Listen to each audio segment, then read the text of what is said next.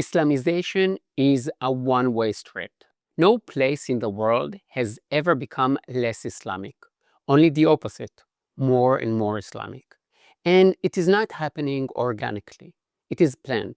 That's a core principle in Islamic ideology. To many believers, Islam is a total solution, religious, political, social, and economic. Islam divides the world into Dar el-Islam, lands where Islam rules, and Darb el-Harb, lands of war. Is that good? Is that bad? Let me give you some data, and you decide. Of the 10 countries where Christians face the most persecution, 9 are Muslim majority or see persecution carried out by Muslim groups. Among the 20 countries where it is worse to be gay, 17 are Muslim majority.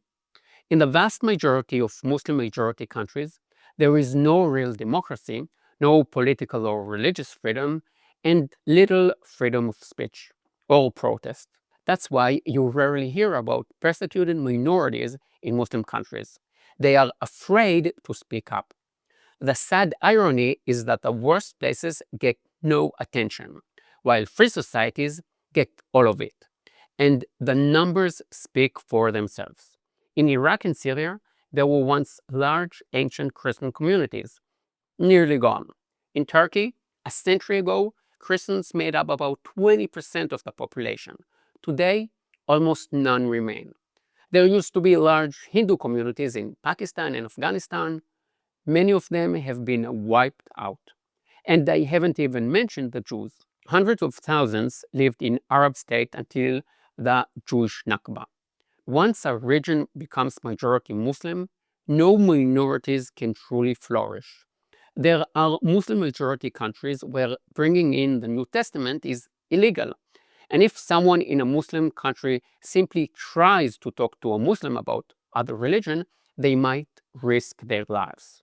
Now, let's look at Western Europe, where Muslim communities are growing. Putting political correctness aside, let's talk facts. Has violence gone up or down? Are European women safer or less safe? The data is very clear. If you disagree, show me a survey that says Sweden became more secure for women because of Muslim immigration, or that personal security in Amsterdam, London, or Paris rose as Muslim communities grew. And if what I'm saying makes you uncomfortable in your seat, hit subscribe, because my next video is about multiculturalism. It sounds great the first moment you hear about it, but simply it's not working. Deep inside, you know it. You know you want to live with people who share your core values. In Africa, Islamization happens by force. Islamist jihadist groups have killed tens of thousands of Christians, burned churches, and forced conversions in Nigeria, Chad, Sudan, and Ethiopia. You hardly ever hear about it in the media, and American students don't protest because it doesn't fit the twisted, racist narrative of the left. I guess that when brown people kill black people, it is just too much for their white privilege brains to process, so it gets ignored. And Christians in Africa pay the price. And there is another sort of jihad, soft jihad. Imagine if someone found a document by a Jewish religious movement that laid out how Jews would take over the world with a step-by-step plan. It would explode. But when a document emerges showing how the Muslim Brotherhood planned to Islamize the West, silence, even as their strategy unfolds. In 2004, an unexpected arrest in Virginia uncovered one of the most revealing documents you've probably never heard of. Ismail el-Barase, a fundraiser in the US for Hamas, was stopped. Investigators found documents tied to the Muslim Brotherhood's North America operations. One memo stood out.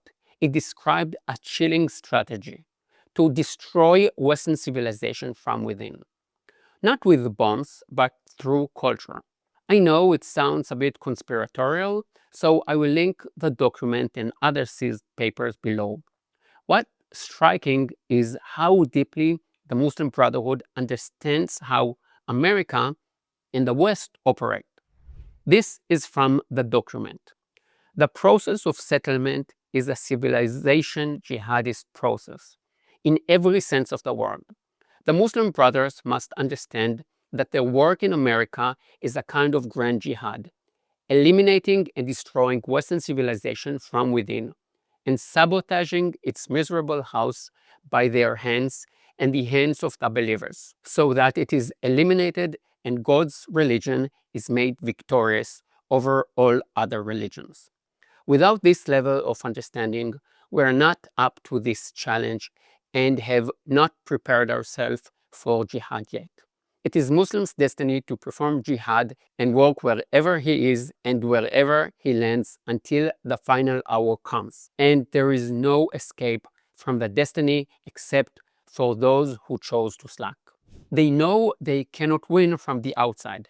If they declared war and said, "We are forcing Islam on you," it wouldn't work. What works in Africa won't work in the US. The US is strong military, but Western democracies can be eroded from within.